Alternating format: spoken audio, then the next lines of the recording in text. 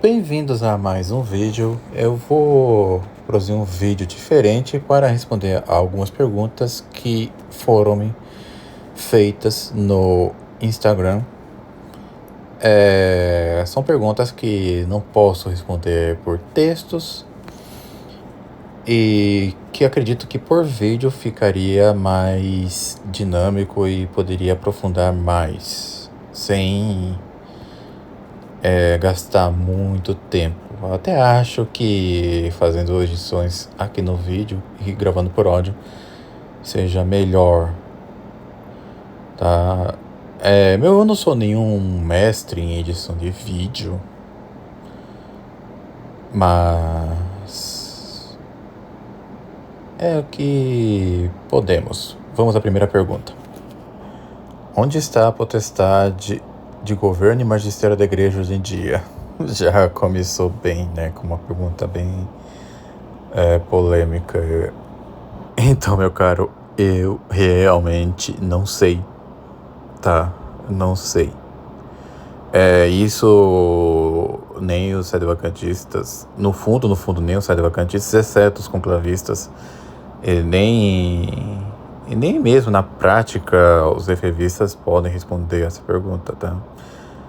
Porque por mais que os efevistas podem dizer que o Francisco é o verdadeiro Papa e que os bispos diocesanos são verdadeiros bispos, na prática nem eles carregam esse poder hoje em dia, tá? Agora, onde está esse poder? Eu vou ser bem sincero, eu não sei, tá? Porque ninguém sabe, tá? O que sabemos é que quem não guarda a fé católica não pode ter poder. Isso que nós sabemos. Agora, de que maneira isso está sendo preservado, seja, por exemplo, na opinião da tese Cassidiaco, né, que está em potência no clero oficial. Eu tendo a crer nisso daí, tá? Que está em potência no clero Novus Ordo. A potestade de governar a igreja, pelo menos. Agora, com relação ao magistério, o que a gente faz é seguir o tesouro magisterial acumulado até o Vaticano II. Né? Agora, quem exerce o magistério hoje em dia? Não sei quem faz isso. Nem sei se tem alguém que faça. Tá? É um mistério. E eu, particularmente, não acredito que eu tenha a obrigação de resolver isso. Tá? O que eu faço é rezar, guardar a fé e me virar na medida do possível, tudo bem? E aguardar qual é a solução de Deus para isso. Não cabe a nós leigos tentar solucionar uma crise, nem talvez o clero possa. Como? Eu também não sei, tá? Como eu disse, a minha opinião, as minhas opiniões com respeito à crise na igreja, o que está passando, etc e tal, está tudo no médium, tá? E eu expliquei as razões, inclusive, por não abordar tanto esse assunto nas minhas redes sociais. A minha opinião é pública, todo mundo sabe, tá? Tanto no Sapiência Católica, como no Medium, etc. Mas quando o assunto chega nesse ponto, eu não sei que resposta dar. Tudo bem? Sinto muito e espero ter ajudado e sei que não ajudei, né? Vamos para a próxima pergunta. O que eu acho do Vic Vanilla? Eu não tenho muita opinião formada sobre ele, tá? O que eu sei é que ele estaria metido com o capirotismo aí, que ficava fazendo capirotagem e não sei o que. Eu já vi alguns vídeos dele no TikTok Enfim, a conclusão que eu cheguei é que é mais uma pessoa querendo aparecer. Agora ele está processando todo mundo que o acuse de praticar capirotagem, de que é capirotista e... Enfim, então... Tá, né? Não tô acusando disso. Só tô dizendo que é o que eu vi falar. Ele estava, inclusive, fazendo L aí nas eleições de 2022. Deu uma treta aí com o Alexandre o Grande. E agora resolveu se voltar contra a esquerda. Agora é anticomunista. Eu vi ele compartilhando uma citação do Aleister Crowley, mostrando como ele é anticomunista. Está difundindo o Bitcoin. Está agora defendendo a doutrina libertária. Se diz judeu, cabalista, da ala reformada, não sei o quê.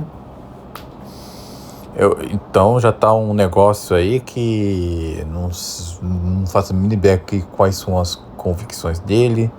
Eu soube que tem uns maçons aí que o denunciaram como um picareta. Aí ele tá respondendo, tá replicando, dizendo que vai denunciar as coisas da maçonaria, né? Que a maçonaria está envolvida com capirotagem. Eu não acho que seja um grande segredo. E outras coisas mais, que talvez tenha outras tretas aí que eu não posso falar. Enfim, é uma grande confusão, tá? Ele não é... com todo respeito a ele não tem nenhuma relevância na minha vida. Então não tem... Isso que eu falei é tudo que eu sei dele, tá? O Rasta, do Rasta News, é aquele quadro do Brasil Paralelo, no vídeo sobre mensagens ocultas. Você faz a busca no YouTube, Rasta News, mensagens ocultas, e na hora de entregar o troféu Bigodagem, o Rasta, ele comenta o caso, tá? Eu não gosto muito do quadro Rasta News, porque ali tem muito palavrão, linguagem baixa, tá? Mas se você quiser se aventurar e ver a opinião dele, você pode ver e conferir por sua conta e risco. Mas é basicamente isso que eu sei dele, tá? Então, espero ter ajudado. Eu não sei se ajudei dessa vez, mas vamos para a próxima pergunta. Além do sofrimento, o que devemos fazer para alcançar o céu? Excelente pergunta. O sofrimento, ele, digamos assim, é uma parte acidental, tá, da nossa santificação. Mas não é um acidente como, por exemplo, o tipo de roupa que usamos é um acidente nosso. É um acidente que sempre vai se dar na coisa, ainda que não seja o essencial. O que é o essencial para a salvação eterna? É a graça santificante, tá? Sem isso, a gente não pode se salvar. O sofrimento que nós suportamos nessa vida é uma parte acidental, ainda que inevitável, tá? Nessa nossa jornada para o céu, se assim nos dignarmos para alcançar. Tudo bem? Então, o que mais precisamos fazer para alcançar o céu? Olha, quem vai conferir a salvação é Deus, tá? A nossa salvação eterna depende única e exclusivamente de Deus e não de nós. A nossa cooperação com Deus para alcançarmos o céu já está prevista predestinação nossa, as obras necessárias para alcançar o céu, dentre as quais está incluso o sofrimento, que padecermos neste mundo por amor a Deus, já está prevista na predestinação, tá? A predestinação depende exclusivamente de Deus. É Ele quem vai nos salvar. Ponto final. Tudo bem? Entendeu? Alguém vai perguntar, mas e se não soubermos se são predestinados ou não? Meu filho, você não tem que saber, tá? Para não ser negligente aqui na Terra com respeito à vida de piedade, santidade, a pureza, etc. Então, viva a sua vida da melhor maneira possível. Se tiver sacramentos para receber, receba. Se reze bastante, faça obras de caridade. Se por um acaso padecer algum sofrimento, suporte por amor a Deus. E enquanto você fizer todas essas coisas, é porque todas essas coisas já estavam previstas na sua predestinação. Tudo bem? Agora, se a pessoa se condena, é por culpa dela, tá? Não tem jeito. E por que Deus reprova algumas pessoas? É porque Deus já previu isso na sua onisciência, tá? A pessoa é reprovada em previsão do mau uso do livre-arbítrio da pessoa. Então, é isso, e vamos para a próxima pergunta, que tem relação com essa. No que concerne a predestinação, em que medida a visão thomista se aproxima daquela calvinista? Na verdade, é a calvinista que se aproxima em algum aspecto da thomista, tá? Não ao contrário. As pessoas têm que entender que, apesar de fulano ou cicrano serem hereges, não significa que vão errar em tudo. Qual é o erro de Calvino? O erro de Calvino é crer em um Deus arbitrário que vai condenar, vai reprovar a pessoa da mesma forma que ele predestina alguém. Calvino não errou na absoluta gratuidade da salvação da pessoa, tá? Ele não errou com respeito a isso. Ele errou ao crer que a condenação eterna se daria da mesma maneira, que Deus predestinaria alguém à condenação eterna. É a doutrina da dupla predestinação, condenada pela igreja. Tudo bem? Calvino, ele acertou quando ele crê que a salvação depende exclusivamente da predestinação de Deus, tá?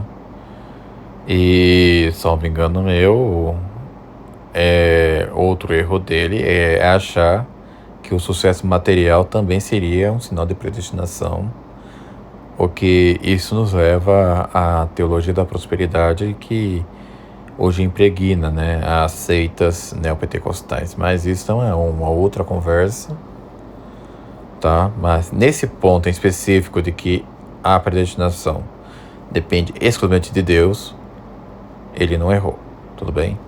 Ele errou na doutrina, no ponto em que Deus reprovaria a pessoa como se fosse de maneira arbitrária, tá? Sem depender do mau uso do livre-arbítrio. Doutrina que Calvino também negava. Calvino era cheio de erros, né? Mas na predestinação em si mesma do bem-aventurado ele não errou nesse ponto, tá? O que a gente sabe, segundo a doutrina católica, é que a predestinação se dá exclusivamente pela culpa da pessoa, tá? Quando Deus reprova alguém, é em previsão do mau uso do livre-arbítrio da pessoa, e Deus não vai conferir a graça a essa pessoa Se a pessoa, você sabe se a pessoa, que a pessoa vai fazer besteira de um jeito ou de outro, tá? Tanto é que nós podemos perder o estado de justificação pelo pecado mortal. No sentido de que a pessoa é batizada, comete o pecado mortal, se confessa, recupera o estado de graça, ou seja, o estado de justificação, mas pode perder de novo por outro pecado mortal e assim sucessivamente, tá? Então é possível que a pessoa ela seja acidentalmente escrita no livro da vida e depois ter seu nome riscado de novo, tá? Mas seja como for, a pessoa ela perde o seu estado de justificação, mas a pessoa não perde a sua predestinação. A predestinação é certíssima. Façamos essa distinção. Próxima pergunta, espero ter sido útil. Por que não existe sorvete de laranja? Meu amigo, existe sim. Aqui no Japão existe, tá? Eu sei que em outros lugares não existe, principalmente no Brasil, por conta do sabor peculiar da laranja, que tem alguns vídeos explicando, né, o porquê que não existe sorvete de laranja. Mas, pelo menos aqui no Japão, existe e eu posso provar. Está aí o sorvete sabor laranja do Baskin Robbins, que é uma das sorveterias mais famosas do mundo. Pelo menos aqui no Japão tem. Tem sorvete de laranja, tem um restaurante caríssimo que tem por aí.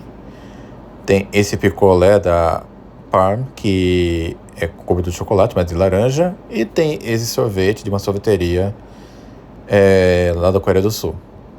Então, está provado que existe sim sorvete de sabor laranja, ainda que seja um negócio um tanto quanto exótico. Mas é isso, existe sim. Qual a sua posição sobre separatismo? 100% favorável. Eu sou paulista, meu amigo. Se eu vivesse nos anos 30, eu seria 100% favorável à Revolução de 32, tá? Contra aquele governo maligno de Getúlio Vargas. Se São Paulo tivesse separado do resto do Brasil, seria muito mais rico do que é hoje. E dane-se essa suposta dívida com a União. Nem São Paulo, nem o Sul tem dívida nenhuma com a União, tá? A existência da União é um erro. Eu sou favorável ao Brasil se dividir em quantos pedaços puder, tudo bem? O Sul se separar, São Paulo se separar, os outros estados se separarem.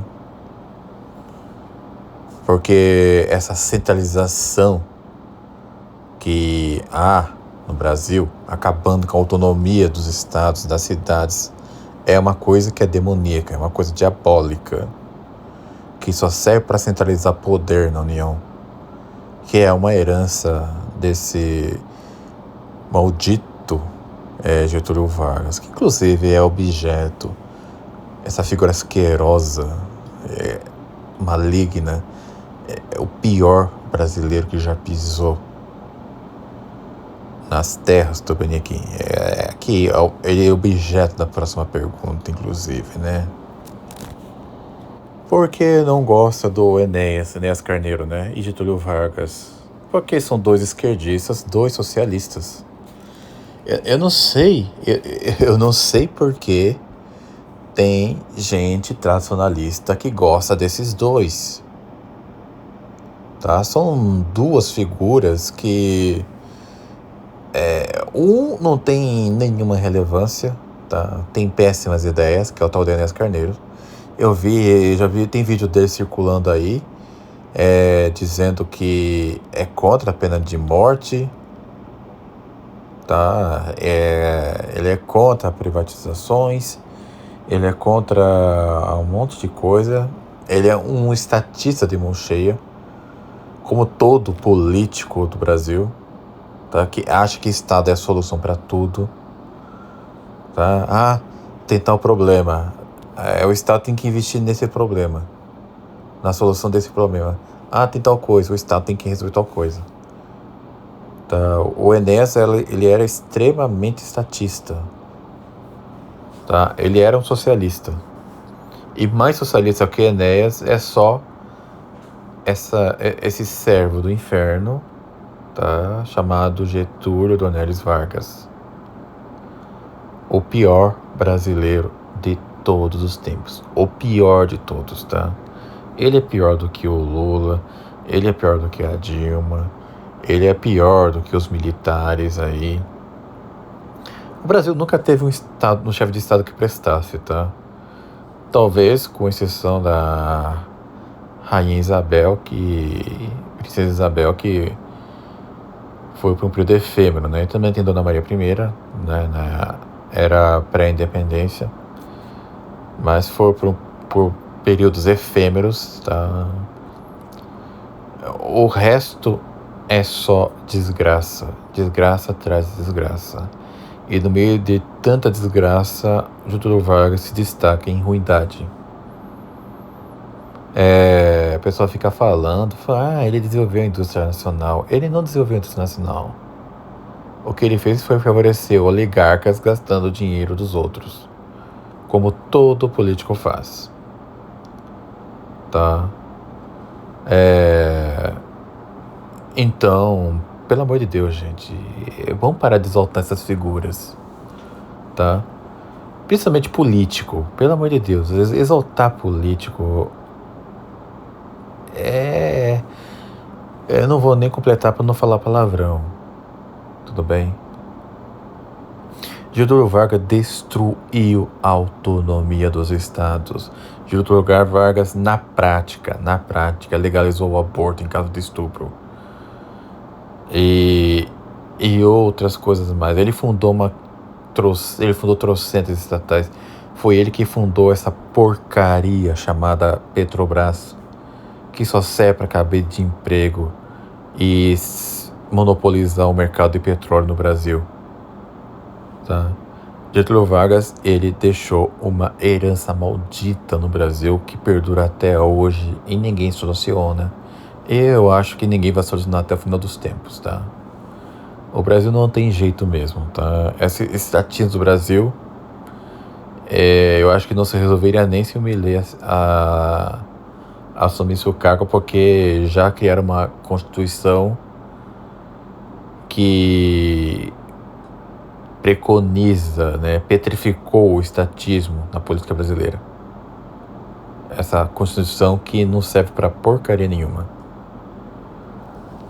Enfim, descarreguei minha raiva. Vamos para a próxima pergunta. Como se deu o processo de infiltração na ordem jesuíta? Eu acho que começou com o molinismo, né? Brincadeira. Então, é meio difícil rastrear isso, tá? Eu sei que os jesuítas foram, talvez, em termos de evangelização, mundo afora, provavelmente foi a ordem mais importante da história da igreja. E como eles eram muito devotados a elaborar métodos de evangelização, a aprender outros idiomas, a aprender outras culturas, etc e tal. Então, isso chamou muito a atenção, não só do demônio, né, que é o chefe, é o cabeça dos maus, como também Caput Malorum, né, como chamam, Satanás, é o que o Satanás é. E veja bem, a maçonaria sabia da importância dos jesuítas, e então não demorou muito para eles combaterem os jesuítas de alguma maneira, tá? Isso começou, creio eu, corrijo-me se eu estiver errado, eu não lembro se foi com Clemente XII ou Clemente VII, não lembro agora. Ele foi pressionado a dissolver pelo menos canonicamente, as ordens jesuítas, tá? No entanto, os clérigos que pertenciam à ordem continuaram com a licença de continuar vivendo como jesuítas, vivendo a regra jesuítica. Mas isso já facilitou muito as coisas para os inimigos da igreja. E quando a ordem foi restabelecida de novo, já foram restabelecidas com clérigos. Lembremos-nos que na época de Marquês de Pombal já haviam muitos clérigos regalistas partidários do pombalismo. Tá? Eu acredito, não sei se começou aí, mas provavelmente a intensificação da infiltração jesuítica começou com o Marquês de Pombal. Tá? Ainda que a ordem tenha sido proibida em todo o território português, ainda que tenha sido dissolvida em outros lugares, mas quando a ordem foi estabelecida, já tinha muitos clérigos infiltrados com a mentalidade pombalina, tanto em Portugal como no Brasil e provavelmente em outras colônias portuguesas. Tá? Eu acredito que foi por aí. Apesar de não ser muito simpático com algumas ideias do Santo Dom Bosco, tá? Tem uma aula muito interessante, creio eu que o nome do professor seja Antônio Marcos, ou coisa assim. Ele tem uma aula sobre Marquês de Pombal, tá? Em que ele explica muito bem a revolução que Marquês de Pombal impôs, tanto em Portugal quanto nas colônias portuguesas. Uma revolução intensa, tá? E isso já antes da Revolução Francesa.